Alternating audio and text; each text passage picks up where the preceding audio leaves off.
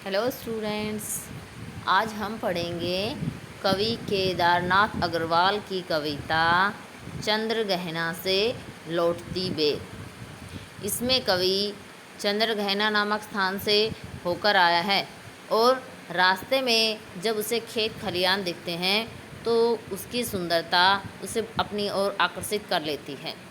तो कवि वहीं बैठकर उस प्राकृतिक सौंदर्य को देखता है तथा उसका वर्णन कवि यहाँ कर रहा है। देख आया चंद्रगहना, देखता हूँ दृश्य अब मैं, मेड़ पर इस खेत की बैठा अकेला। कवि कह रहा है कि मैं चंद्रगहना नामक स्थान को देखकर आ गया हूँ, यानी कि कवि चंद्रगहना नामक स्थान से होकर आया है। देखता हूँ दृश्य अब मैं, मेड़ पर इस खेत की बैठा अकेला। अब कवि वहाँ से आता हुआ खेत की एक पगडंडी पर बैठा हुआ वहाँ के दृश्य को देख रहा है।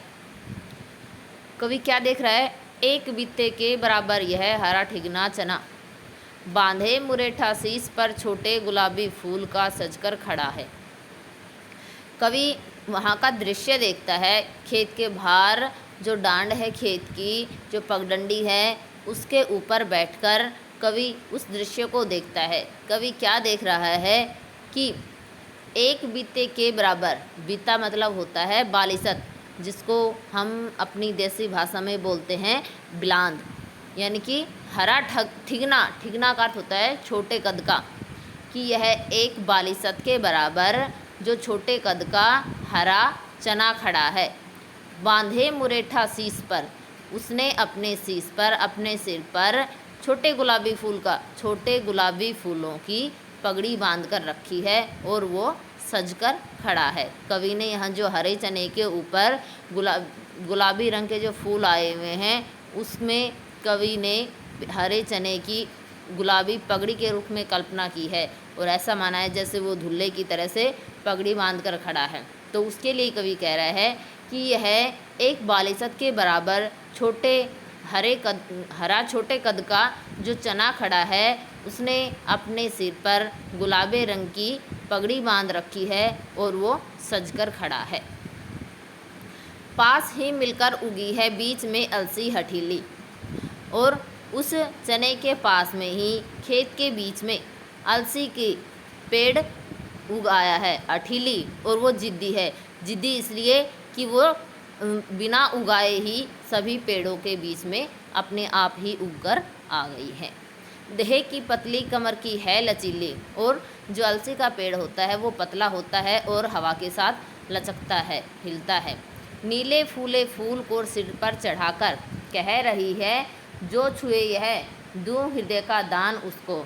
और अलसी के ऊपर जो नीले रंग के फूल फूले हुए हैं, उसके लिए कवि कह रहा है कि अलसी के पेड़ जब वो कमर की लचीली है, उसका शरीर पतला है और वो ऐसा लग रही है जैसे वो भी ये कह रही है कि जो मुझको छुएगा मैं उसे अपने हृदय का दान कर दूंगी। और सरसों की न पूछो हो गई सबसे सयानी, हाथ पीले कर लिए हैं ब्याह मंडप में पधारी।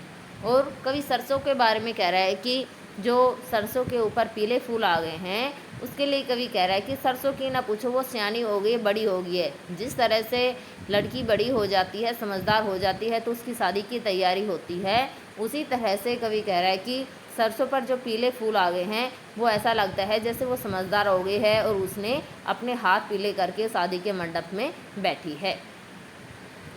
फाग गाता मास फागुन आ गया है आज जैसे। और ये जो ऐसी फसलों को देखकर, ऐसे दृश्य को देखकर ऐसा लगता है जैसे फागुन का महीना, फाग गाता यानी कि फागुन का जब महीना आता है तो उसमें जो गीत गाए जाते हैं उसको फाग कहते हैं। तो फागुन का महीना फाग का गीत गाते हुए जैसे आ गया है। देखता हूँ मैं स्वयंवर हो रहा है, प्रकृति का अनुराग अंचल हिल रहा है। कवि कह रहा है कि ये सब दृश्य देखकर मेरे को ऐसा लगता है जैसे यहाँ पर स्वयंवर हो रहा है और प्रकृति में जो प्रेम का वातावरण है वो दिखाई दे रहा है। इस विजन में दूर व्यापारिक नगर से, कवि कह रहा है कि इस विजन में, विजन का अर्थ होता है क्षेत्र, ये जो क्षेत्र है वो व्यापारिक नगर से, शहर की भीड़ भाड़ से एक शांत क्षेत्र है। प्रेम की प्रिय भूमि उपजाऊ अधिक है। कह रहे कि जो ये क्षेत्र है वो शहरों से, शहर की भीड़ भाड़ से दूर एक शांत क्षेत्र है और इस क्षेत्र पर प्रेम की अधिकता है और यहाँ की भूमि उपजाऊ है। और पैरों तले है एक पोखर, और कह रहा है कवि कि मेरे पैरों के पास में ही एक पोखर तालाब है, उठ रही उसमें लहरियाँ, और उस तालाब में लहरें उठ रही हैं। नील तल में जो उगी है घास भूरी, ले रही वह भी लहरियाँ। और जैसे जैसे तालाब में लहरें उठ रही हैं तो उस तालाब के तलहटी में जो नीले तल में जो भूरे रंग की घास उगी हुई है, उन लहरों के साथ साथ वो भी लहरा रही है। एक चांदी का बड़ा सा गोल खंबा आँख को है चकमकाता। अब कवि जो उस पानी के तालाब पर सूर्य की जो परछाई पड़ती है, जो बिंब पड़ता है, उसके लिए कवि ने कल्पना की है कि वो एक चांदी के गोल खंबे के समान है और वो चमकता हुआ दिखाई दे रहा है। जब उसको देखा जाता है तो उससे आंखें चकमकाती है, चौंधिया जाती हैं, यानी कि उसको लगातार देखा नहीं जा सकता। हैं कई पत्थर किनारे पी रहे चुपचाप पानी, प्यास जाने कब बुझेगी। और उस पोखर के पास में जो पत्थर पड़े हुए हैं उसके लिए कवि ने ऐसी कल्पना की है कि जैसे ये पत्थर इसके पास पड़े हुए शांत भाव से पानी पी रहे हैं और ये लगातार इसके पास पड़े हुए पानी पी रहे हैं, पता नहीं इनकी प्यास कब शांत होगी। चुप खड़ा बुगला डुबोए टांग जल में, देखते ही मीन चंचल ध्यान निद्रा त्यागता है। और वहीं उस तालाब में एक बुगला अपनी टांगों को जल में डुबाए हुए चुपचाप खड़ा है, लेकिन देखते ही मीन चंचल, जैसे ही वो हिलती हुई चंचल मछली को देखता है वो अपनी ध्यान निद्रा को त्याग देता है, अर्थात वो जो शांत खड़ा है उसको उसकी शांति भंग हो जाती है। आज इसमें हम यहीं तक पढ़ेंगे। जो एक बार पढ़ा है उसको एक बार फिर से देखते हैं। देख आया चंद्र गहना, देखता हूँ दृश्य अब मैं मेड़ पर इस खेत की बैठा अकेला। कवि कह रहा है कि मैं चंद्र गहना नामक स्थान से होकर आया हूँ। वो जैसे ही रास्ते में जाता है उसे खेत खलिहानों के जो दृश्य देखते हैं, वहाँ पर कह रहा है कि मैं खेत पर इस पगडंडी पर अकेला बैठकर मैं इस खेतों के दृश्य को देख रहा हूँ। कवि क्या देख रहा है? एक बीते के बराबर यह हरा ठिगना चना, बांधे मुरेठा शीश पर छोटे गुलाबी फूल का सजकर खड़ा है। कवि देखता है कि जो हरे रंग का छोटे कद का चना है, जो एक बालिशत के बराबर है, उसके ऊपर जो गुलाबी रंग के फूल हैं वो ऐसे लगते हैं जैसे उसने अपने सिर पर गुलाबी रंग की पगड़ी बांध कर रखी हो और वो सज धज कर खड़ा है। पास ही मिलकर उगी है बीच में अलसी अठीली। कवि कह रहा है कि उस चने के पेड़ के पास ही जो हठपूर्वक अपने आप अलसी का पेड़ उग आया है। देह की पतली कमर की है लचीली, उसकी देह पतली है यानी कि वो कमज़ोर है और जैसे ही हवा चलती है तो वो लचकती है, हिलती है। नील फूले फूल को सिर पर चढ़ाकर कह रही है जो छुई है दूं हृदय का दान उसको। और उसके ऊपर नीले रंग के फूल आ गए हैं। वो ऐसा लगता है जैसे ये कह रही है कि जो मुझको छुएगा मैं उसे अपने हृदय का दान कर दूंगी। और सरसों की न पूछो हो गई सबसे सयानी, हाथ पीले कर लिए हैं ब्याह मंडप में पधारी। और कवि सरसों के लिए कह रहा है कि सरसों के ऊपर पीले रंग के फूल आ गए हैं। वो ऐसा लगता है कि सरसों बड़ी हो गई है, समझदार हो गई है और जैसे उसने अपने हाथ पीले कर लिए हैं और वो शादी के मंडप में बैठी है। फाग गाता मास फागुन आ गया है आज जैसे। और ये सब दृश्य देखकर ऐसा लगता है जैसे फागुन का महीना फाग गाते हुए, फाग के गीत गाते हुए आ गया है। देखता हूँ मैं स्वयंवर हो रहा है, प्रकृति का अनुराग अंचल हिल रहा है।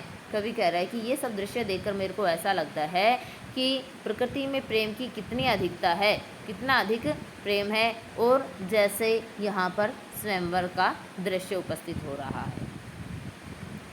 इस विजन में दूर व्यापारिक नगर से प्रेम की प्रिय भूमि उपजाऊ अधिक है। कवि कह रहा है कि मैं जहाँ पर बैठा हूँ वो जो क्षेत्र है वो व्यापारिक नगरों से, शहरों की भीड़ भाड़ से दूर है, बिल्कुल शांत है। यहाँ पर प्रेम की अधिकता है और यहाँ की जो भूमि है वो बहुत अधिक उपजाऊ है। और पैरों तले है एक पोखर, उठ रही उसमें लहरियाँ। और कवि कह रहा है कि जहाँ पर मैं बैठा हूँ मेरे पैरों के पास में ही एक तालाब है और उस तालाब में लहरें उठ रही हैं। नील तल में जो उगी है घास भूरी, ले रही वह भी लहरियाँ। और उस तालाब के नीले जल में जो नीचे तलहटी में भूरे रंग की घास उगी है, जब सागर में तालाब में लहरें उठती हैं तो उसके साथ साथ वो घास भी लहरा रही है। एक चांदी का बड़ा सा गोल खंबा आँख को है चकमकाता। अब उस तालाब के ऊपर जब सूर्य का बिंब पड़ता है तो उसके लिए कवि ने कहा है कि जो सूर्य की परछाई तालाब में पड़ रही है वो चांदी के बड़े से गोल खंबे के समान है, और जब उसको देखा जाता है तो आँखें चौंधिया जाती हैं, यानी कि उस पर दृष्टि पड़ते ही नज़रें चौंधिया जाती हैं, उसको लगातार देखा नहीं जा सकता। हैं कई पत्थर किनारे पी रहे चुपचाप पानी, प्यास जाने कब बुझेगी। और उस तालाब के पास में जो पत्थर पड़े हुए हैं उसके लिए कवि ने कल्पना की है कि जो पत्थर पड़े हुए हैं वो शांत भाव से पड़े हुए हैं। ऐसा लग रहा है कि ये लंबे समय से यहाँ पर पड़े पड़े पानी पी रहे हैं, पता नहीं इनकी प्यास कब शांत होगी। चुप खड़ा बुगला डुबाए टांग जल में, देखते ही मीन चंचल ध्यान निद्रा त्यागता है। और वहीं उस तालाब में एक बुगला अपने पैरों को जल में डुबाए हुए चुपचाप खड़ा है, बिल्कुल शांत भाव से खड़ा है। लेकिन जैसे ही वो मछली को देखता है तो वो अपनी शांति त्याग देता है, अर्थात जो उसके ऐसा लगता है जैसे वो ध्यान में खड़ा है, लेकिन जैसे ही वो अपने शिकार मछली को देखता है तो वो अपनी ध्यान निद्रा को त्याग देता है, वो उसका शिकार करने के लिए तैयार हो जाता है। आज हम इसमें वीडियो में यही पढ़ेंगे, बाकी का जो बचा हुआ है वो नेक्स्ट वीडियो में पढ़ेंगे। अगर आपको इसमें कोई भी डाउट हो तो मेरे पर्सनल नंबर पर कांटेक्ट करके क्लियर कर लें।